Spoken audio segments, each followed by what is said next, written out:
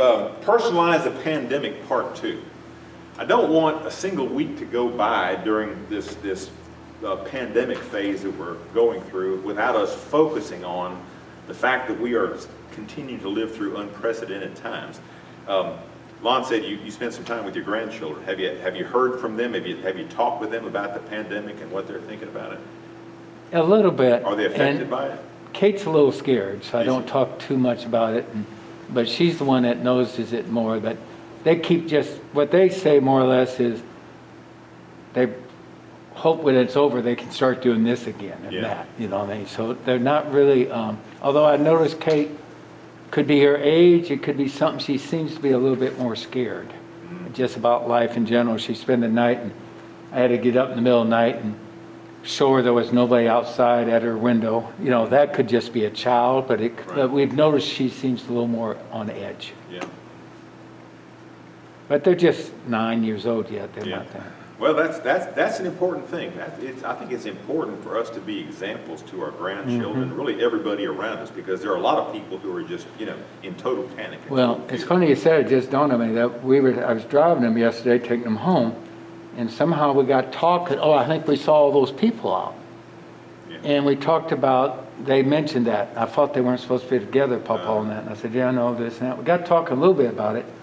And I made the comment about, well, it just shows you that we all got to be thinking about God and Jesus and living for what's important. And that, out of this, that we remember God's in control. Something like that. There you go. Just talking. And it kind of got me. Will from the back came out and said, so God's letting all these people die? And that kind of struck me. And I said, I don't know how to answer that. I just kind of let it go. But I'm just saying so you got to be careful with that, don't you? With young kids. Yeah.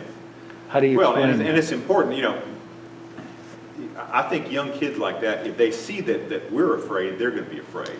Yeah. But if they see that we're not afraid, if we go through life confidently, knowing, as you said, that God is in total control and that we're satisfied with that, I think they may question that for a time, but they'll see something different about us, and if nothing else, they'll examine that.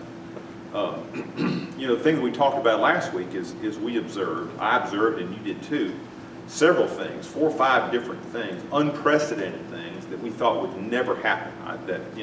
I heard, as I told you, somebody said, well, all right, the price of oil is going to drop down to single digits. I thought, well, that'll never happen. And then it dropped to negative. And all these things, the unprecedented things that have happened, and they've continued to happen. Most recently, we see all these demonstrations, these riots. Now, who would have thought? We have one incident in Minnesota, and I watched the video of it, and I think the police officer, he should have acted differently, right?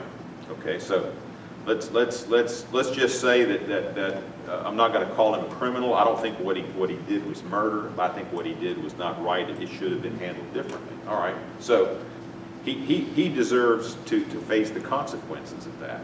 But based upon that, does that bring the people's wrath on all police departments everywhere? Did you see what was going on in Los Angeles the last couple of days? Yeah. The rioting in the streets, they were setting police cars on fire. They showed a scene where it looked like a dozen police cars had been vandalized and painted on. That's Antifa, all that. Yeah. But that stuff is going on, and people are joining in.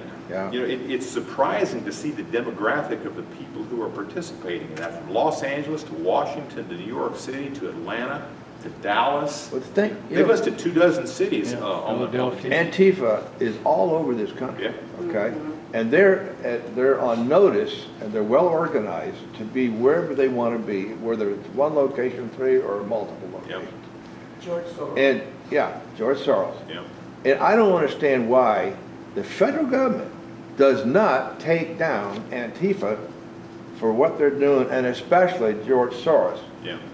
Take everything he's ever made in his whole life, put him in jail for life, okay, and rebuild whatever Antifa has knocked down, and also put them in jail for at least 25 years each. Well, Attorney General Barr, I just don't get why they don't do that. He announced, he sent a message. He says, I want you to know it's a federal crime to cross state lines to incite a riot. Yes. So, and I've heard some arrests were being made. I think that's a good thing. Yeah. And so Antifa, But they Antifa need is- the is- owners. They need the ones that are responsible. Right. They all- Antifa certainly is doing it, but what bothers me is that it's not just them, but the people who join in with them. You know, and I can't, when I watched all of this, I thought this couldn't be the result of just one incident involving one police No. officer and one, Of course not. one person who died in Minneapolis. There's something else going on there. I think this too is an expression of the pandemic indirectly. Okay, let me give you an example. I don't know, y'all probably remember the North Boulevard shootout so many years ago? Yeah, you're the third one to bring that up, yeah? Okay. This morning. All right, well, I was the investigating officer on that, okay? Wow.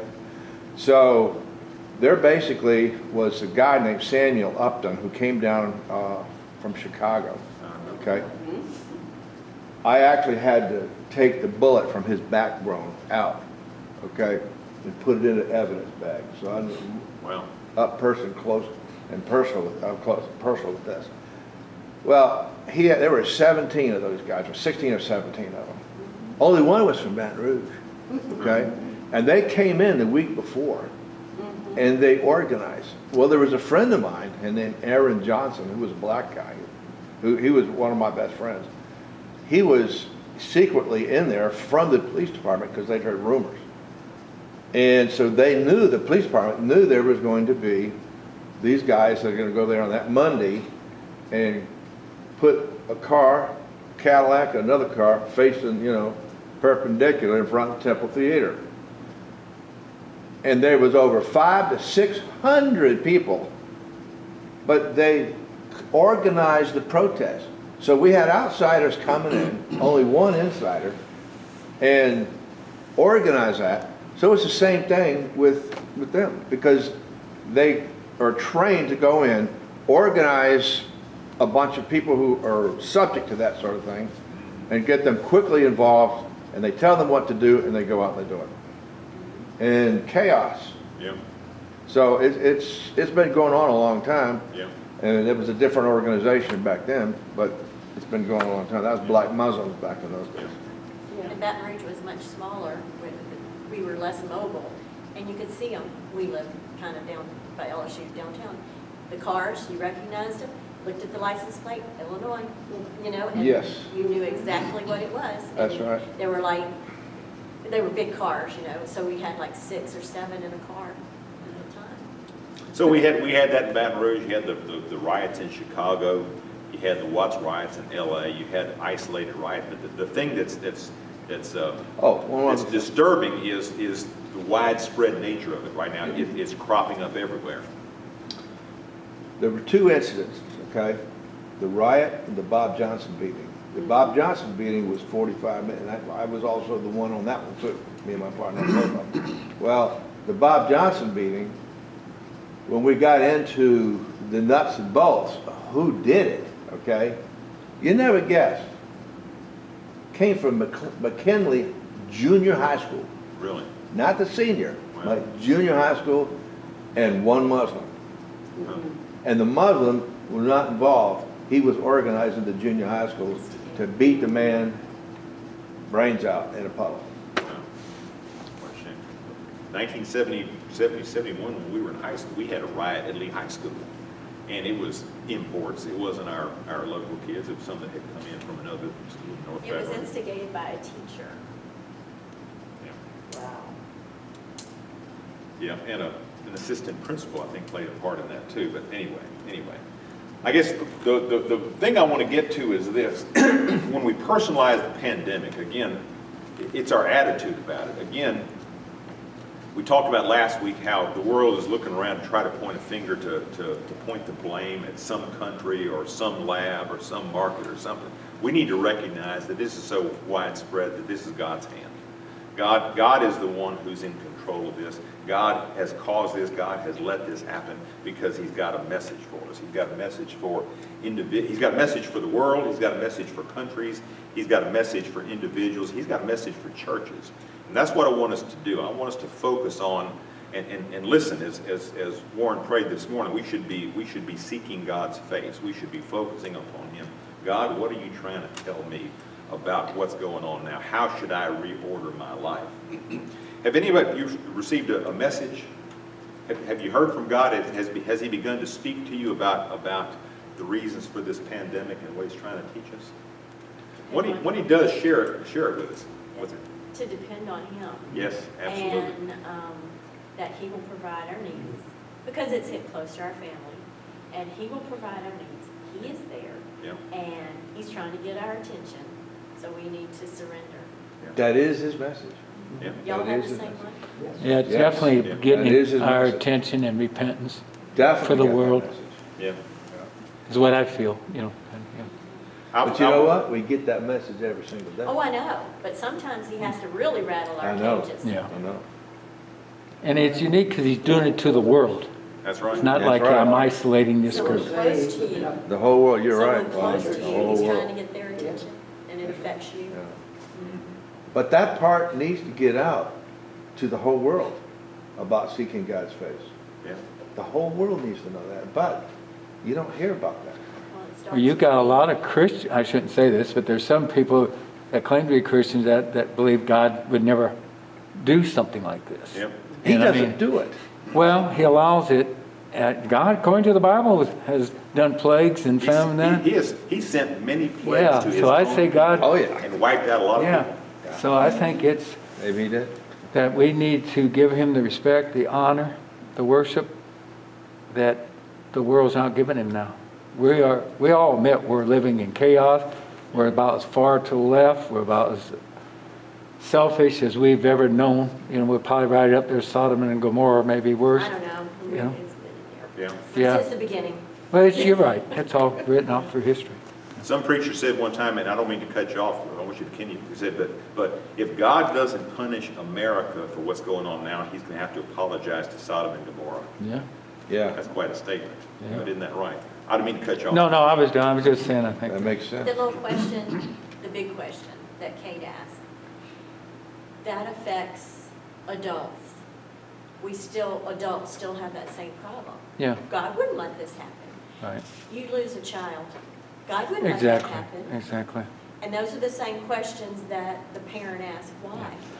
I think And that, it's coming from a child. I know when I Adults pray don't. about it, I pray that it will bring the world to repentance. That out of it, some people will realize it and repent. Because God says if we will repent, He will remove, or cut short, or whatever you want to say the deal. But the whole intention, I think, is that the world has to realize we're not the strongest, we're not this, we're not the richest, none of that matters. Just like this, one little cell, or whatever it was, He can bring us down, right? Yeah. Anyway, what we can do though is trust God. Right. And the only way we can do it is ourselves and be the examples to others. Yeah. That they see how we handle things, because think Yes. about it. When people see how you handle disaster, Right. it speaks to them usually. It opens their heart. Like, even if they ask you, well, that was terrible. Why did you act like you did? Or why didn't it bother you as much? And there's the open door to say, Yeah. because all my trust is in God, everything, every day. And Kathy is exactly right about that. It would be a great thing if somebody, just some stranger, would come up to each one of us and say, "You don't act like you're scared about this. Why not?" Right. And then, what an open door that is. This is why I'm not afraid. I was reading, Lana and I have been talking about reading Psalms and the benefit to us of Psalms, and I was reading this week, and I ran across something that really got to me, and I wrote it up here, Psalm 90. The punchline is our Psalm 90 teaches us to pray God and ask us. So God, to teach us to number our days. God, teach us to number our days. The psalmist says we should ask God that. But the whole couple of verses goes like this, and this is somewhat sobering. The psalmist says, "As for the days of our life, they contain 70 years, or if due to strength, 80 years." Some of us living on borrowed time, we're mighty close to the brink, right? "Yet their pride is but labor and sorrow, for soon it is gone, and we fly away. Who understands the power of thine anger and thy fury according to the fear that is due thee? So teach us to number our days, that we may present to thee a heart of wisdom. And there's a parallel psalm. It's in Psalm 39:4, and what it says is a similar prayer. It says, Lord, make me to know my end, and what is the extent of my days. Let me know how frail I am. And you think, what good will it do for God to reveal to me how frail I am? Be dependent on him. Exactly. Because it's only when we realize how frail we are and how delicate life is that we appreciate God's care for us, his providence for us. Who is it that said, if you're not afraid to die, that's when you're ready to live? Yeah. That's how You're not ready to die, you're not ready to live. That's exactly right. But the thing, if God would just allow all of us to see how frail, how delicate our life is. We've talked before, something that always amazes me when I think about it is this earth, this biosphere in which we live, how improbable it is. I was watching some show not long ago about the universe and the immensity of the universe, our galaxy, and the billions of stars out there, the billions of solar systems. And you look for what science has been able to gather, and you look at our solar system, you look at as far as we can reach, and what do you see? You see desolation. You don't see any place that could sustain life. But then you come to Earth. I don't know if it was in a movie or a video of one of these space traveling crafts that's taken photos of all the distant planets, but it zooms in kind of past all of the planets of our solar system that look desolate, and all of a sudden you get to Earth. And it's a beautiful place. It's blue with its oceans, and it's got its clouds over it. It's got its green forests, and you think, wow, how did that happen? Yeah. And then you think about where the Earth is. You think about 93 million miles away, which is quite a distance. There's a sun that's at its surface is 25,000 degrees. But then you think about the Earth at its core is 8,000 degrees. And somehow we're sandwiched in between a heat that would kill us, would vaporize us on the outside, and at the center of the Earth there's a heat that would vaporize us and kill us if we were exposed to it. Yet here we are on the surface of the Earth, and we're at exactly the right temperature. How improbable is that? So, which is to say, if our atmosphere were quote unquote normalized with the rest of creation, we would cease to exist. But yet God He's created this beautiful home for us that we call Earth, and He has given us everything that we need. He's given us sunlight in the proper measure. We couldn't stand the sunlight if it weren't filtered by the clouds and by our atmosphere.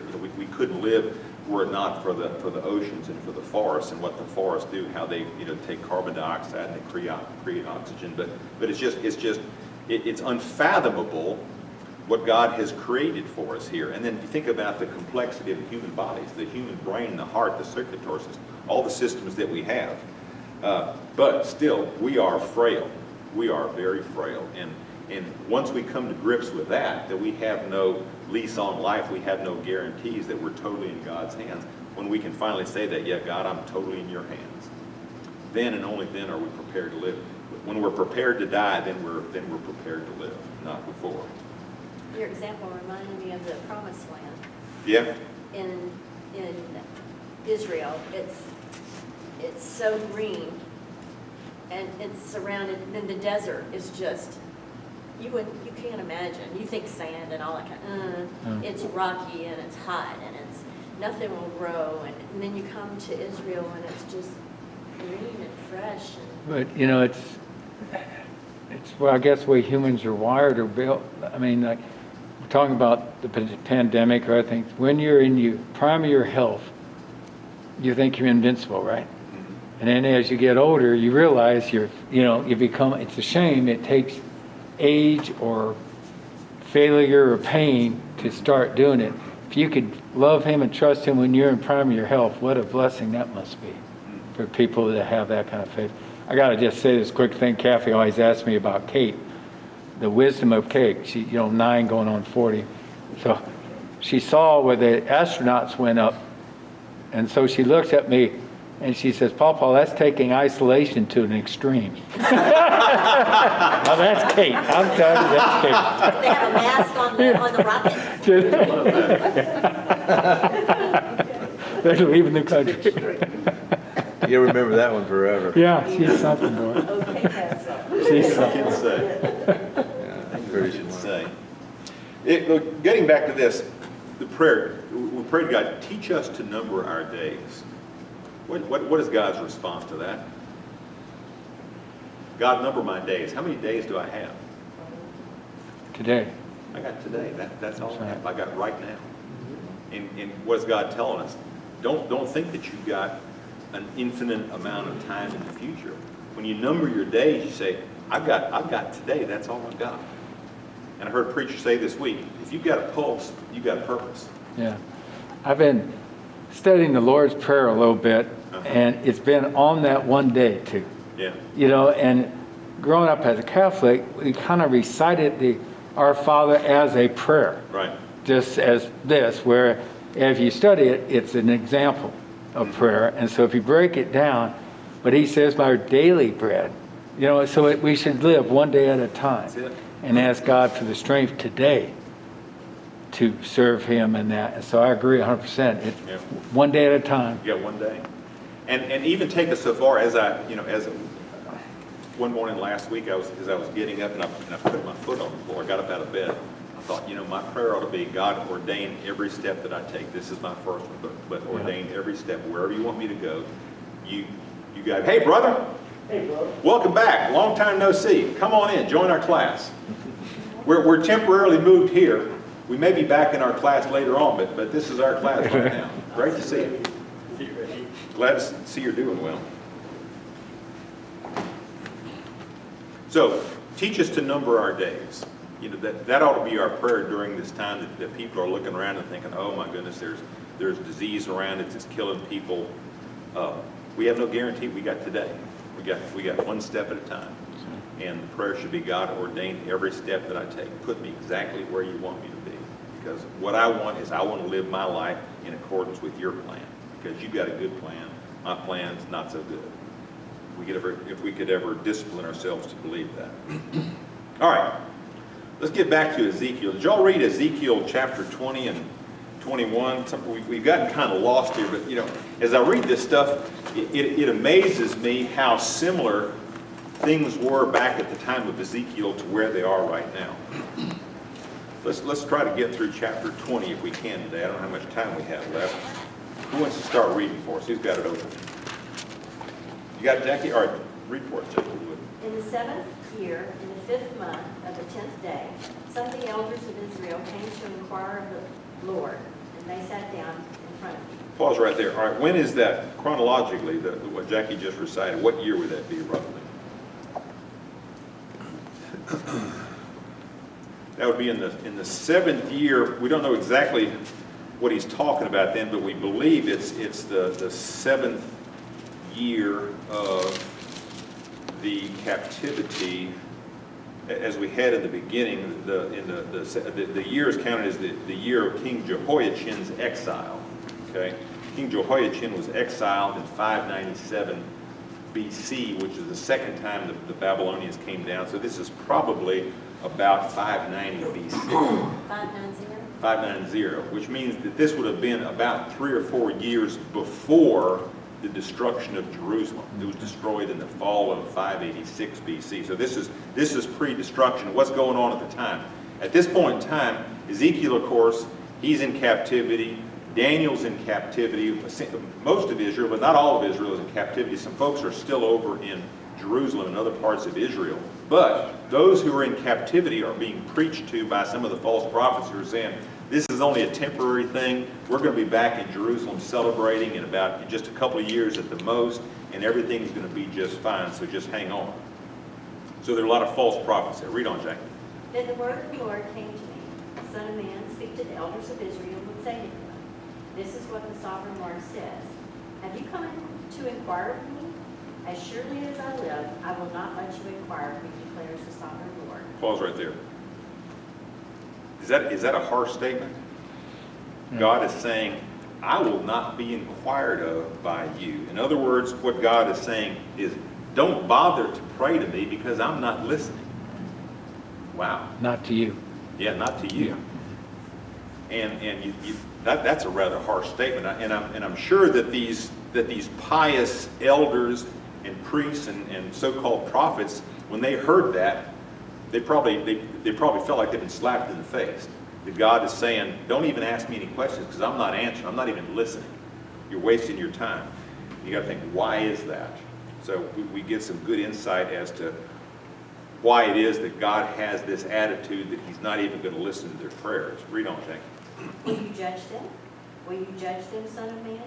Then confront them with detestable practices of their fathers and say to them, this is what the sovereign Lord says. On the day I chose Israel, I swore with uplifted hand to the descendants of the house of Jacob and revealed myself to them in Egypt. With uplifted hand I said to them, I am the Lord your God. On that day I swore to them that I would bring them out of Egypt into a land that I searched out for them, a land flowing with milk and honey, the most beautiful of all lands. Pause right there just a second. So the first thing that God responds about why, and he tells Ezekiel, confront these people with the sins of their fathers. And you say, well, wait a second.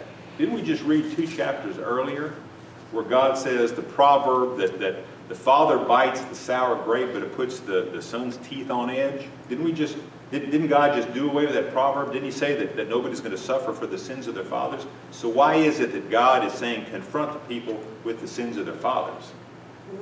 Important question there. All right, who wants to read next? Juan, you want to read? Where are we I exactly? think we're in verse 7. Seven. Chapter 20, verse 7. Okay.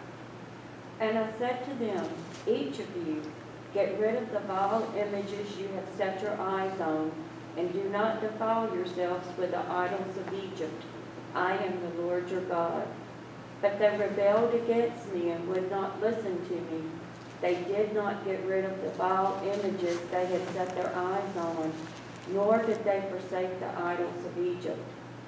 So I said I would pour out my wrath on them and spend my anger against them in Egypt.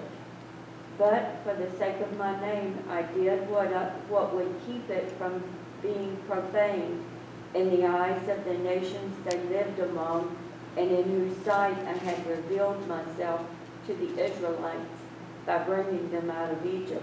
Pause right there just a second. We're gonna see in this chapter that God refers to 4 time frames that he dealt with the people. One I just read while they were in Egypt. Then he dealt with the fathers in the wilderness. Then he dealt with the second generation in the wilderness. And then finally he deals with all the people of Israel when they make it to the promised land. So we have 4 different times that he's dealing with it. And each time, as Wanda just read, he says, I disciplined them, I dealt with them because of their sins, but yet I didn't wipe them out. Why? His promise to have a seed or to. Yeah, because of that. And also he said, because of the other nations that are watching. Oh, yeah. He said, and Warren gave me an interesting book that I'm reading right now about the Jews, God, and history. And it tells a very interesting story about the Jews. And we're going to talk about that in great detail when I finish it. But what we see in this and what that book brings home is that from the very beginning, God had a purpose for the Jews. That God planned to use the Jews to benefit me, to benefit you. The entire world. Yeah, the entire world. And he did it through this unusual, this strange group of people.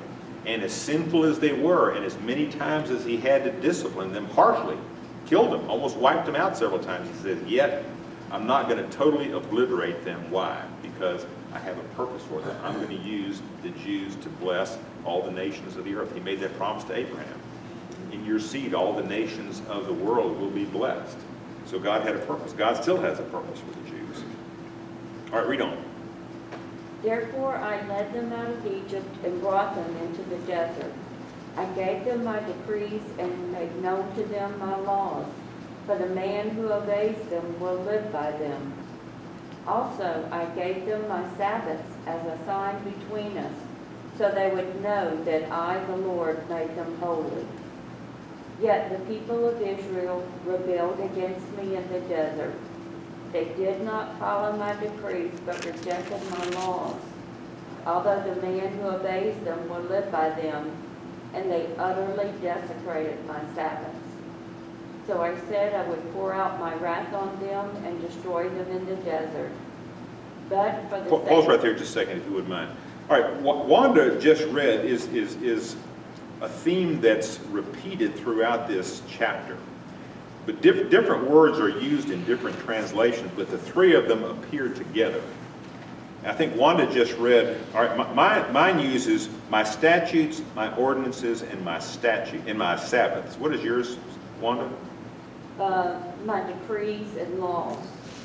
And Sabbaths, And okay. desecrated the Sabbath. Yeah. So you have those three references there. I looked those terms up in my Hebrew translation Bible, and my translation has got it wrong, and Wanda's is somewhat wrong too. What the words that are used there is my statutes. Yeah. In other words, my laws. God says, you disregarded my laws, you disregarded my judgments, and then you disregarded my Sabbaths. And those are three very important things we need to focus on, because that is the reason why God said to the people, don't bother praying to me, I'm not listening. Why? Because you ignored my statutes, you ignored my judgments, and you ignored or you desecrated my Sabbaths. What's the significance of that? First off, the statutes, we know what the statutes are. For the most part, the statutes that are being referred to here are the Ten Commandments, the laws that God gave to the people. So God says, I gave you laws. Now he says, I didn't give you laws until you got out of the wilderness, but even before that you had laws, you had decrees, most of which focus on honoring God. So he said, I gave you my statutes, and you ignored my statutes. And then I sent you my judgments, and you ignored those. Those are two different things, aren't they? How are they different?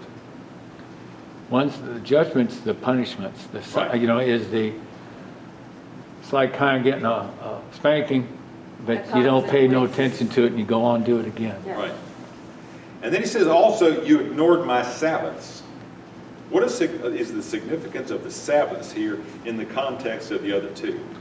Well, the Sabbath is something that he asked his people to adhere by. That's right. And even though they might be good with the statutes, they still ignored the Sabbath. Right. Right. So Not in doing worshiping. so, they've gone against his will. They have. That's exactly right in all three ways.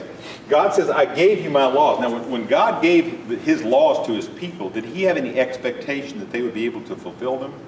No? No. Not at all. Did the people believe that they could? Well, Probably. they said they Yeah. could. They said they could, that's right. And they said they could, and they said that they would. But of course, they couldn't, and they didn't. So God says, I sent you my statutes, right? You learned my laws. But then, when you transgressed my laws, then I sent you my judgments. And the purpose of my judgment was to teach you that you couldn't obey my law. Even if you tried, human beings cannot fulfill all the requirements of the law. But then he says, also, and this is, it appears that as you read through this, it appears that God is most upset because people have rejected and they've desecrated his Sabbaths. What is the significance of that? Warren correctly said what the Sabbaths were. The Sabbath day was a recognition of God's creation cycle. He worked on 6 days. On the seventh day, he rested. But then he gave the command to us, to human beings, particularly to the children of Israel. He says, when you work, you shall work for 6 days, but on the seventh day you shall not work, you shall rest. You shall rest in me. And the people rejected that. Why was God so offended by that, particularly in the context of these two? There's no dependence on him. I mean, they just kept on with their own life. We're on that Sabbath. They should have been just honoring him, worshiping, and trusting in him. They made all types of rules and regulations. Right. People could only walk so far. And Right. don't pull a chair across the floor because that's like plowing the ground. Right. Or even combing your hair, because you might have dirt in your hair, right? Right. Yeah. But in a sense, and follow me on this, in a sense, God gave the people his Sabbaths as a as a sign of redemption. Okay? So I gave you my laws. You didn't keep my laws. I rebuke you. What is the purpose of the Sabbath? The Sabbath is a time to focus. Don't work. Don't rely on yourself. Realize God gave me a law, and I broke it, and I deserve his punishment. But part of the Sabbath rest is to rest in him and to depend upon him, on his providence and on his protection, notwithstanding the fact that we are sinners and we don't deserve anything except his condemnation. And so you see, that's why I think God was so upset. And we know that the children of Israel were placed into Babylonian captivity for 70 years. And why was it 70 years? Because they had broken 70 Sabbaths. Yeah, 70 Sabbath years. The time of their captivity was exactly equal to the amount of time that they had ignored. They had desecrated the Sabbaths.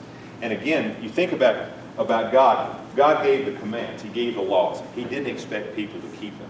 But he expected people to recognize when he said, my judgment is that you have sinned, that you've not kept it. And God's expectation, God's hope was that then people would recognize. They would repent. They would observe the Sabbath. They would rest in him, and they would realize, God, you are my salvation. You are my redemption. You are my everything. But when the people rejected that, that's when God says, you're beyond hope. If you reject my Sabbath, I'll accept the fact that you can't keep my statutes. I might even accept the fact that you don't really take my judgment seriously. But if you absolutely reject my redemption, you're beyond hope. Now, do we do that today? Are we violating Sabbaths today? How do we do that? The most basic thing to me is shopping on the Sabbath. Going about our daily business on the Sabbath day, as opposed to trusting in him and letting him provide for our needs. Good point. But one of the problems with that one is that the Sabbath was yesterday. Saturday, yeah. Well, it's whatever day you worship God. Which should be what day? Should be Every day. Should be every day. Yeah. I think God intends for us for every day to be the Sabbath. Yeah. I think that's what he always intended. That on what day would we rest in him? Every day. On what day would we depend upon him for his providence and his protection? Every day. I mean, every day should be the Sabbath. What Jim always says when statistics, he'll say the average amount of time somebody prays during a day or reads their Bible or something like this. That's kind of like breaking yourself. You're not thinking of God at all. Yeah. You're just going through worries of life instead of taking time out to trust him and to realize your salvation is strictly through Jesus. That's right. And we ought to be learning how to pray with our eyes open. Yeah. We ought to be learning how to pray with our feet moving, right, one after the other. Yeah. That's what our lives ought to. That's what we ought to do. Sabbath though is a day of worship. That a day set aside that he set aside for them to worship him, which means you had to know his law, you had to accept his judgment. That's right.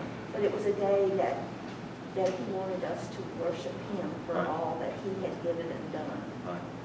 And the week may not have been the best, but on Sunday was the day to sit back and say, Lord, forgive me, let me worship you for just the beauty of the land, just getting me through the week. Yeah, we forget that Saturday is the Sabbath. When Jack and I, we made a trip to Italy, and we went to learn some tourist Italian, and one of the things we learned was the day of the week. And in the days of the week, you learn that Saturday is called Sabbath, right? But Monday is called, Saturday is Sabbath. Sunday is what, you remember? Domenica, the Lord's Day. It's interesting. Saturday is the Sabbath, but Sunday is Domenica, Sabbato and Domenica, the Lord's Day. Okay, and why do we worship on Sunday? Resurrection Day, right? So as Kathy said, as Wanda said too, it is good to set aside a day that you focus, even though it's not on the Sabbath. It is the Lord's Day. We gather here and we focus. We discipline ourselves to take the time to rest, to focus on learning, fellowship, and whatever. In that context, What is the message to churches in the pandemic? We learned, I guess just yesterday or the day before, Jackie was talking to our daughter who's up in Ohio. She said their church is not going to open up for services until June 28th, 4 weeks from now. Wow. I don't think Ohio was hit that much harder than we are. But I think they were hit later than we were. Maybe a little bit later. So maybe they didn't start their quarantines as early as we did. They started before us. Oh, really? But that's another thing that, to me, it doesn't make any sense. You know, one of your grandkids would say, why would God allow something to happen that doesn't let people get together in church? Well, you know, I've got to ask, you know, what is the message in this pandemic? Is there a message to the churches? Do we need to review how we're doing things? Do we need to focus on some mistakes that we are making?